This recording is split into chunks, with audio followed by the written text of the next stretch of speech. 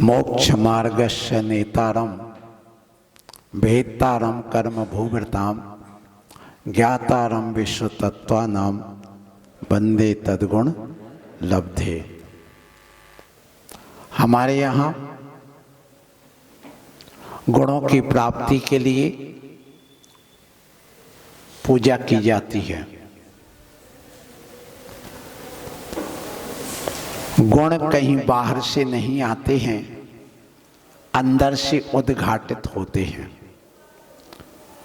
जैसे अग्नि राख से ढकी है, राख को अलग कर दो तो वह अंदर से देदीप्यमान प्रज्वलित वह अग्नि वहाँ प्रकट हो जाती है।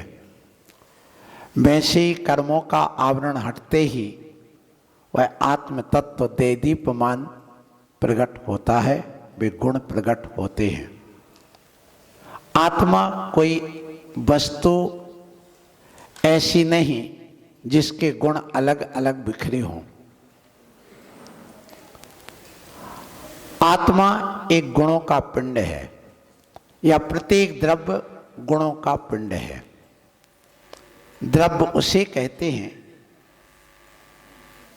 जो गुणों का समूह है, उसी का नाम द्रव्य है। और जो पर्याय है वो गुणों के विकार का नाम पर्याय है।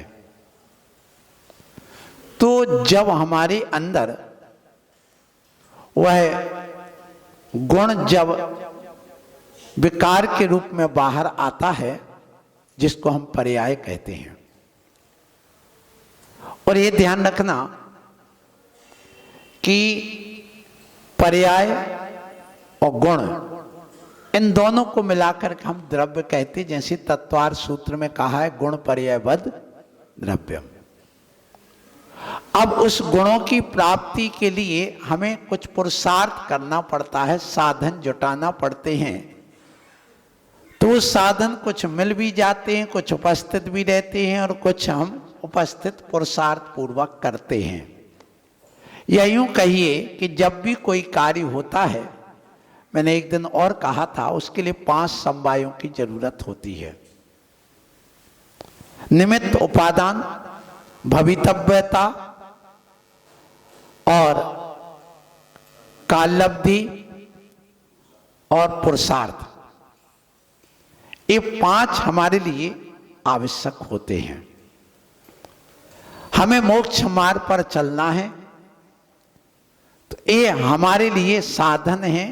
रत्नत्रय और 4 आराधना, 12 तप आदि, ये सब उसी के अंतर्गत आ जाती हैं। अभी अपन ने जो मंगलाचरण में पढ़ा, मोक्ष मार्गस्य नेतारम, नेता मोक्ष मार्ग के कौन है?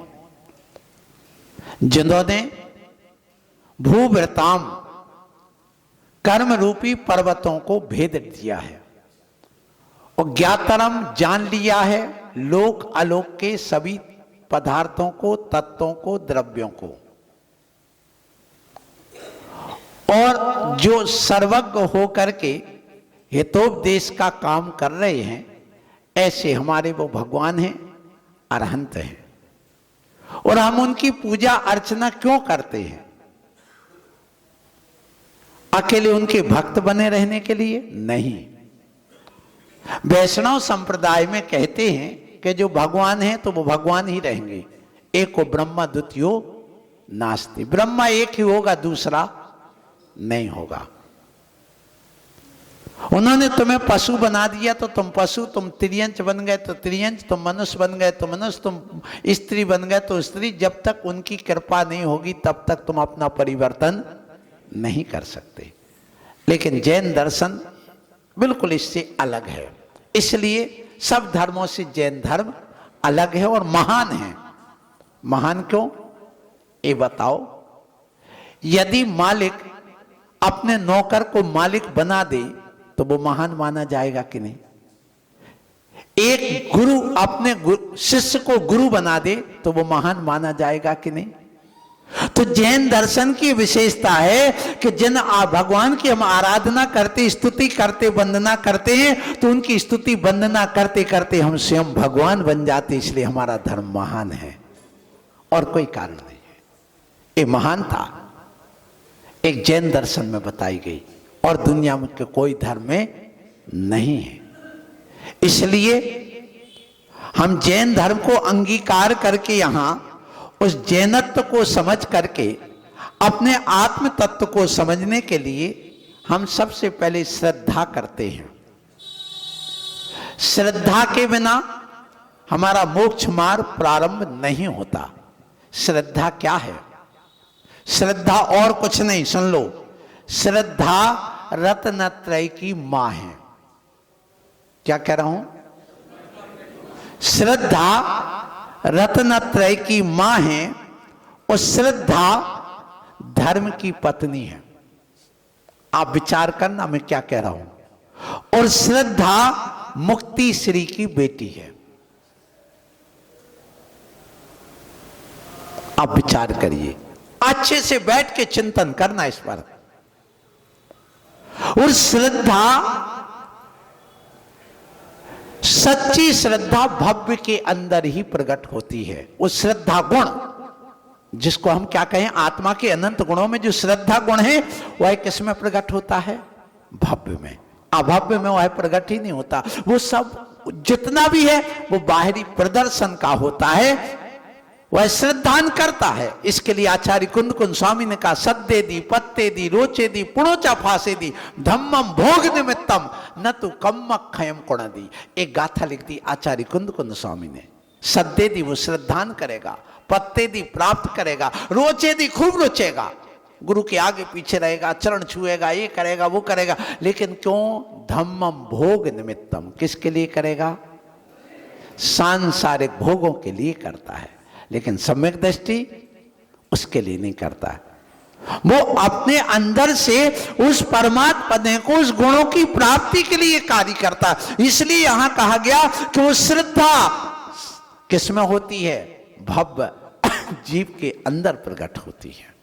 वह गुण है और उस गुण की प्राप्ति जिसके अंदर हो जाती है वह सम्यक दृष्टि कहलाता है।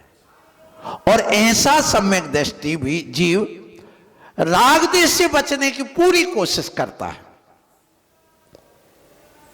उसके अंदर पहले अनंतानुबंधी कसाय जाती है और जब अनंतानुबंधी कसाय उसकी निकल जाती, कल भी मैंने ये बात कही थी, याद होगा आपको।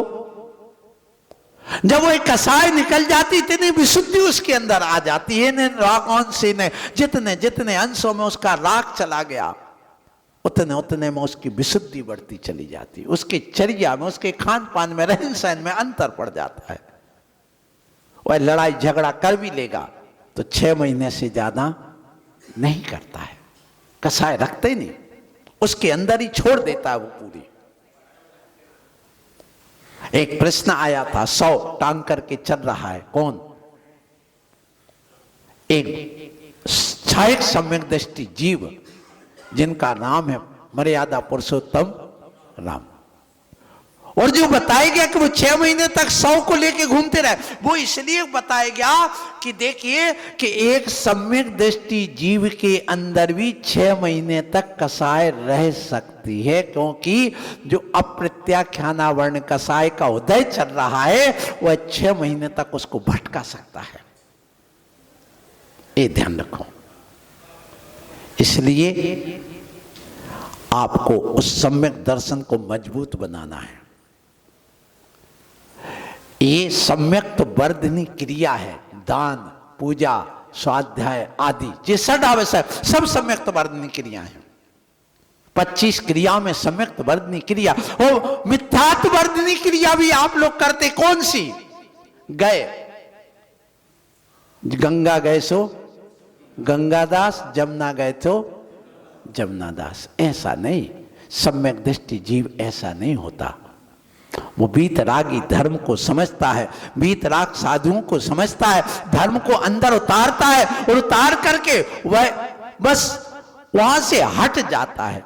आप लोगों को इतने दिन धर्म सुनते सुनते हो गया, लेकिन वो जीवन में उतरा क्यों नहीं?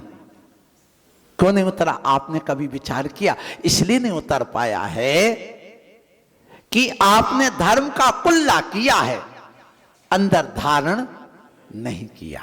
जैसे एक शराबी था, वो शराब में झूम रहा था पी करके, और एक व्यक्ति गया और वो कहता है देखो इसको शराब का नशा है। बोले हमें नहीं चढ़ सकता। बोले क्यों नहीं चढ़ सकता? मुझे क्यों नहीं चढ़ेगा? बोले नहीं चढ़ेगा, मैं कह रहा हूं। और बोतल लाया, उसने मुंह में डाला और उगल दिया, मुंह में डाला फिर उगल दिया, मुंह में डाला उगल दिया, अंदर गई नहीं, पूरी बोतल खाली कर दी। अब बताओ उसको शराब का नशा चढ़ेगा क्या? नहीं आया।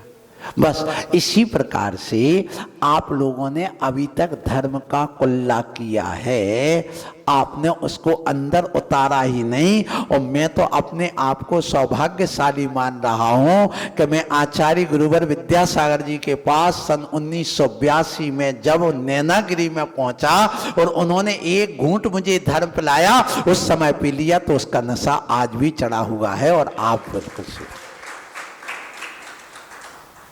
जिसको धर्म का नशा चढ़ जाता है, वैराग्य का नशा चढ़ जाता है, सम्यक दर्शन का नशा आ जाता है, सम्यक ज्ञान का नशा आ जाता है, उसके लिए दुनिया नहीं दिखती, पाप कुछ नहीं, सब अलग दिखता, भिन्न दिखता, वो अपनी अलग दुनिया में होता है।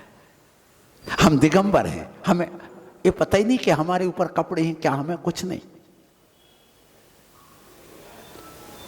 हमें ये भान ही नहीं होता।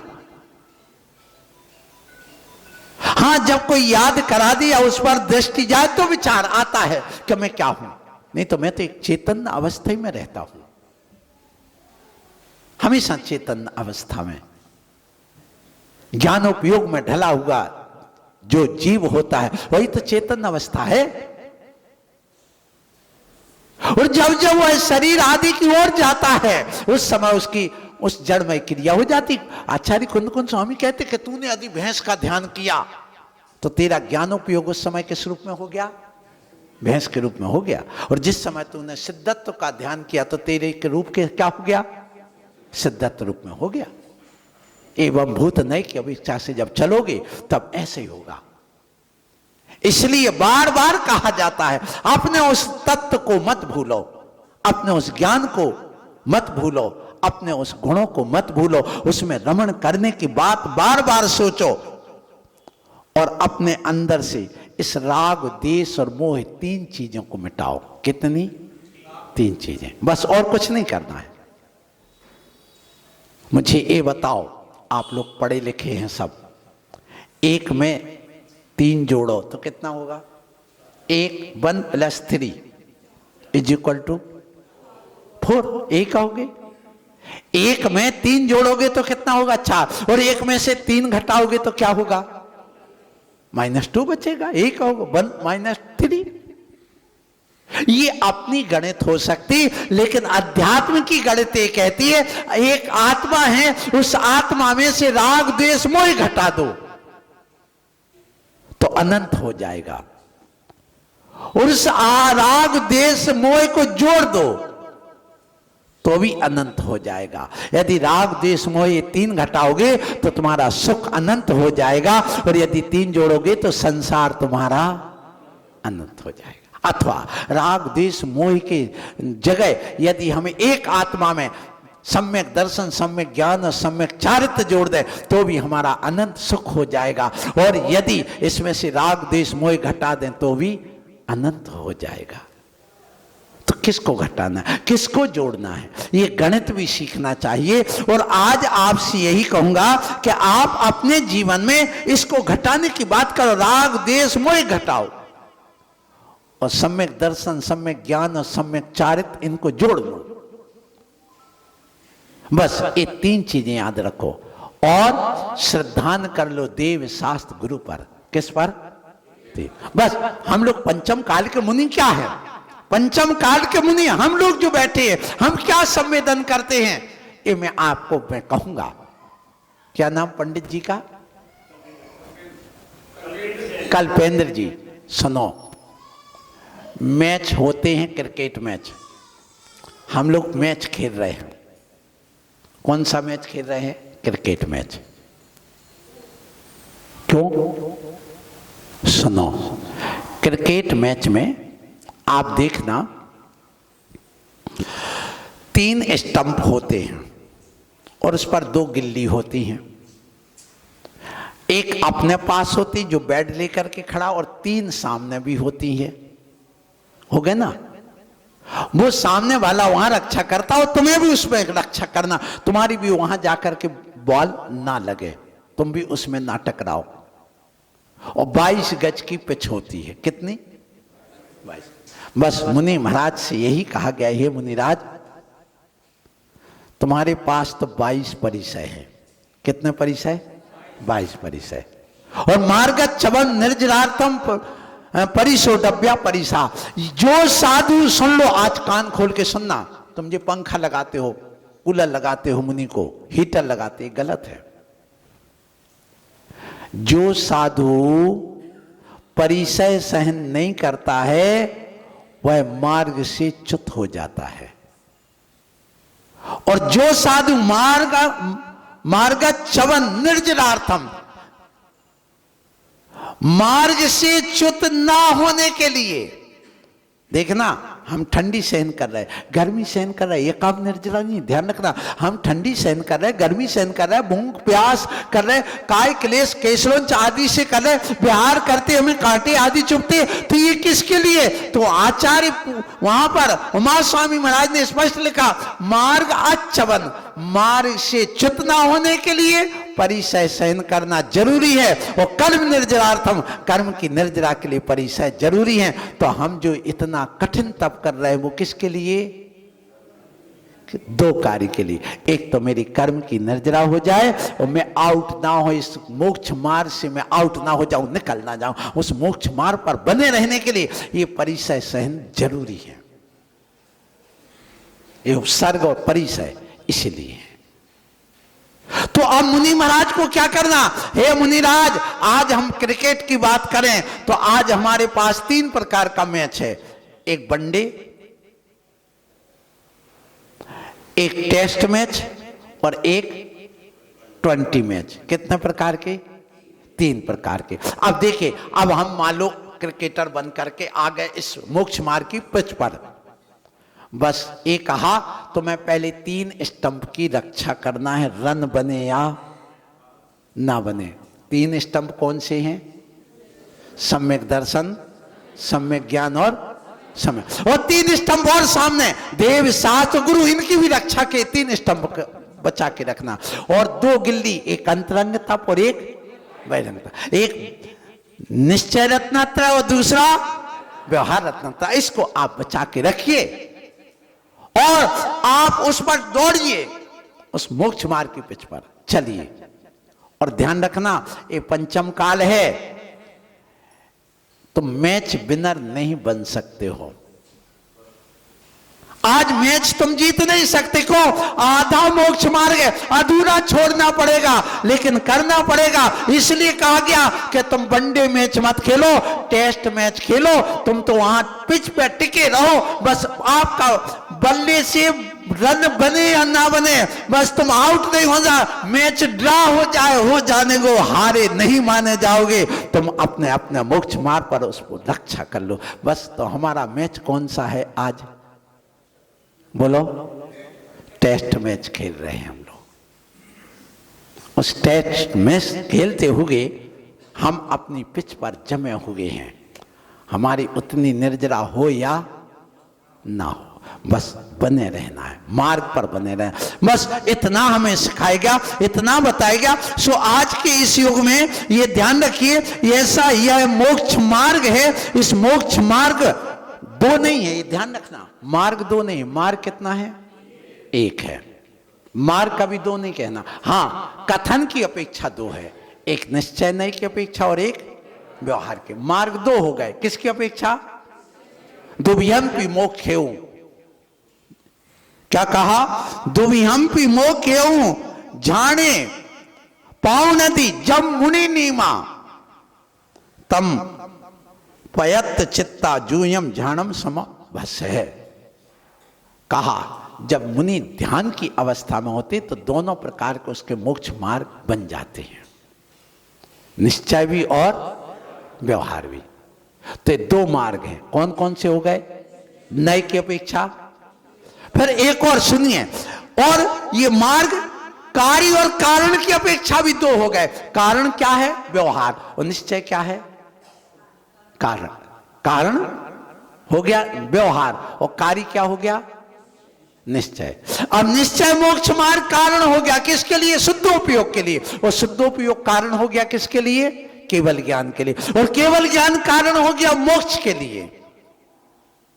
यही कार्य कारण व्यवस्था है।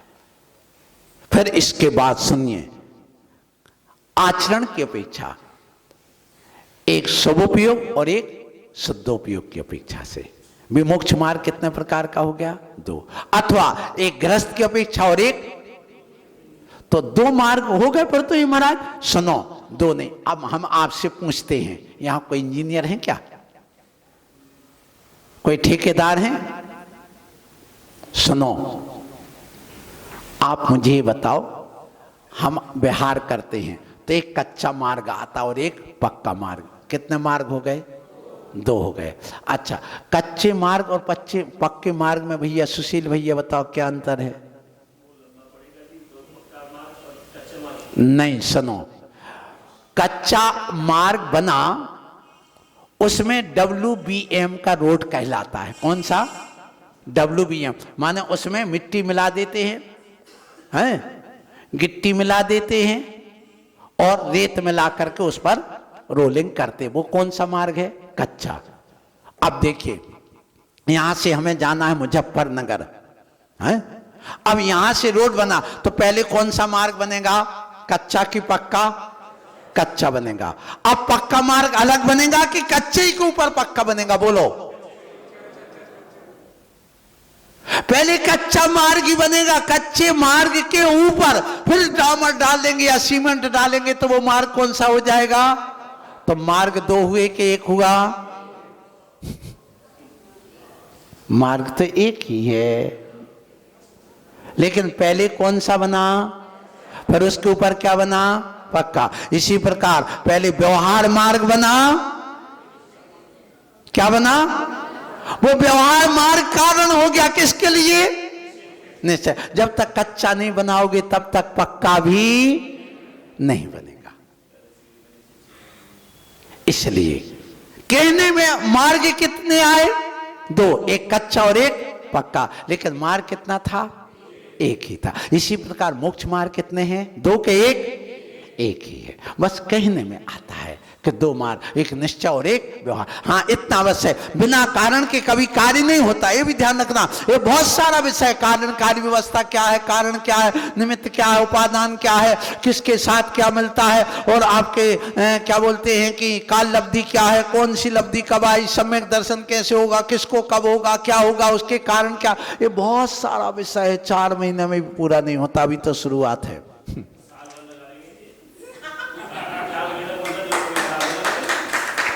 इसलिए ध्यान रखो। आपकी घड़ी क्या कह रही है, टिक टिक टिक टिक करती घड़ी सभी को मानो ये बतलाती है, करना है तो जल्दी कर लो घड़ी बीतती जाती। घड़ी बीत रही है, लगभग 1 सप्ताह हो रहा है, और 1 सप्ताह से आप प्रतिदिन उपदेश सुन रहे हैं, आगम का, आत्मा का, सम्यक दर्शन का, सम्यक ज्ञान का, सम्यक चारित्र का। और इसमें मोक्ष मार्ग की बात आई तो मार्ग एक है कि दो, एक है मोक्ष मार्ग। सम्यक दर्शन ज्ञान चारित्राणी मोक्ष मार्ग। अब जहां पर व्यवहार आ गया तो व्यवहार मोक्ष मार्ग, जहां निश्चय आ गया तो, जहां आचरण में व्यवहार आए तो व्यवहार मोक्ष मार्ग कहलाने लगा, निश्चय आए तो निश्चय मोक्ष मार्ग कहलाने लगा। व्यवहार मोक्ष मार्ग और निश्चय मोक्ष मार्ग ये दो हो गए। अब इस जीव ने यात्रा प्रारंभ की कहां से, निगोद से। कहां तक के लिए? मोक्ष तक जाने के लिए। इस जीव आत्मा अनंत काल से कहां रही? बोलो, निगोद में। और अब यदि मोक्ष प्राप्त करेगा तो अनंत काल तक कहां रहेगी? मोक्ष में रहेगी। सुख कहां मिलेगा? मोक्ष में। और दुख कहां मिलेगा? निगोद में। अब देखो, हम सब वहीं से निकल के आए, जितने भगवान गए वो भी वहीं से निकल के आए। एक बेटी है छोटी, है, वो गोद में बैठी है मां के। उस बेटी से पूछो कि मायके में अच्छा लगता है कि ससुराल में अच्छा लगता है, तो क्या बताएगी वो? मायके में। आज जब बेटी सियानी हो जाए, बड़ी हो जाए, विवेक आ जाए, बुद्धि हो जाए, समझ में आ जाए मायका क्या है, ससुराल क्या है, उसके बाद उससे पूछो कि बेटी अब बताओ तुम्हें अच्छा कहां लगेगा, सुख कहां मिलेगा? ससुराल। इसी प्रकार से जीव का निगोद तो है मायका और मोक्ष है ससुराल। क्या कह रहा हूं? इस जीव आत्मा का मायका क्या है? निगोद। और ससुराल क्या है? जब ये जीव आत्मा बड़ी बेटी बन गई और उसको ज्ञान हो गया कि सुख वहां मिलना है यहां नहीं, इसलिए उसको फिर यहां चैन नहीं पड़ती। कहां जाना चाहती है वो? ससुराल की बात। उसको भेद विज्ञान हो गया, सम्यक दर्शन हो गया, जानने लगा वह आत्मा, वह बेटी नहीं, अपन को कहां चलना है, अपना वास्तविक घर कौन सा है। वो बेटी क्या कहती है? माए का मेरा घर, अब मेरा घर क्या है? ऐसे जीव को जब भेद विज्ञान होता है तो कहता है संसार मेरा घर क्या है? मोक्ष है। ऐसा लगता है कभी? ऐसी भावना आती है? लाओ, पैदा करो अपने अंदर से, प्रयास करो। ऐसे भावना असली होती। और ऐसे आप अपने जीवन में इस मोक्ष मार्ग में तीन ही चीजें हैं, सम्यक दर्शन, सम्यक ज्ञान और सम्यक, तीन है बस, और कुछ नहीं। अब सम्यक दर्शन, सम्यक ज्ञान और सम्यक चारित्र, इन तीनों की एकता का नाम क्या है? मोक्ष मार्ग। आप लोग चोटी बनाए बैठी ना सब लोग? कई लोग चोटी नहीं बनाए। चोटी कैसे बनती है बताओ? पहले 3 लठ अलग अलग बनाएंगे। लठ बोलते, तुम क्या बोलते मुझे पता नहीं, हम लोग बुंदेलखंड में तो वहाँ उस तरफ लठ बोलते। पहले 3 लठ बना लो। 3 लठ बना के एक लठ को दूसरी लठ पे चढ़ा दो, दूसरी लठ को पर तीसरी लठ चढ़ा दो, फिर तीसरी पर फिर पहली चढ़ा दो, फिर दूसरी चढ़ा, फिर तीसरी, फिर पहली, तो वो क्या बन जाएगी? पूरी एक चोटी बन जाएगी। बस ऐसे ही जब तुम चोटी करो तो भेद विज्ञान प्राप्त करके मन में विचार करना, ये सम्यक दर्शन, सम्यक ज्ञान, सम्यक चारित्र, इन तीनों की जब एक दूसरे में गुथ गई सो चोटी कहलाने लगी। ऐसे जब हमारे अंदर ये तीनों प्रकट हो जाएंगे, एक में एक मिल जाएंगे, तो क्या बन जाएगा? मोक्ष मार्ग। बस। अब सम्यक दर्शन के साथ सम्यक ज्ञान एक पथ होता है। सम्यक साते होय ज्ञान पे भिन्न आराधना। सम्यक दर्शन के साथ क्या हो? सम्यक ज्ञान। सम्यक चारित्र हो ऐसा कोई नियम नहीं। कौन नहीं कहा? सम्यक चारित्र को एक साथ सुन लो। सम्यक दर्शन कारण है सम्यक ज्ञान के लिए। अब सम्यक दर्शन अकेले सम्यक चारित्र के लिए कारण नहीं, दोनों मिलकर के कारण है। किसके लिए? चारित्र के लिए। इसलिए सम्यक दर्शन के साथ क्या होता है? सम्यक साथे हो ये ज्ञान चरण पे भिन्न आराधो। ऐसा कहा क्या? नहीं कहा। क्या कहा? सम्यक साथे हो ये ज्ञान पे भिन्न आराधो। सम्यक दर्शन के साथ सम्यक ज्ञान तो हो रहा, लेकिन सम्यक चारित्र का नियम नहीं है। क्यों नहीं है? क्योंकि सम्यक दर्शन कारण है किसके लिए? सम्यक ज्ञान। और सम्यक दर्शन और सम्यक ज्ञान दोनों मिलके कारण किसके लिए है? सम्यक। इसलिए ज्ञानी बनो, श्रद्धानी बनो, फिर चारित्री बनो।